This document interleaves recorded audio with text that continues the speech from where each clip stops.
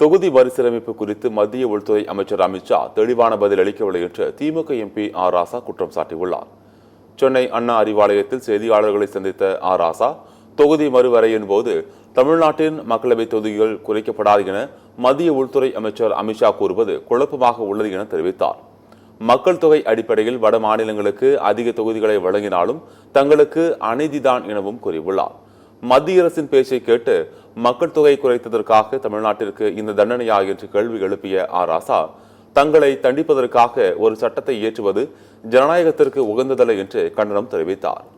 இப்போது அப்படிப்பட்ட எந்த கடப்பாடுகளையும் நிபந்தனையும் இல்லாத நேரத்தில் மக்கள் தொகை அடிப்படையில் மட்டுமே தொகுதிகளை மறு வரையறை செய்தால் அது மக்கள் தொகை கட்டுப்பாட்டில் திட்டங்களை செம்மையாக சீர்மையாக நிறைவேற்றி இருக்கின்ற தமிழ்நாடு உள்ளிட்ட தென் மாநிலங்கள் ஜனநாயக ரீதியாக தன்னுடைய பிரதிநிதித்துவத்தை நாடாளுமன்றத்திலும் சட்டமன்றத்திலும் இழக்கும் என்கின்ற ஒரு அபாயம் இருக்கிறது என்பதை உணர்ந்து மாண்புமிகு முதலமைச்சர் அவர்கள் அது கூடாது, 1971ஆம் ஆண்டு என்ன நிலைப்பாட்டை எடுத்தோமோ அதுதான் தொடர வேண்டும் என்று கடிதம் எழுதியிருக்கிறார்கள்.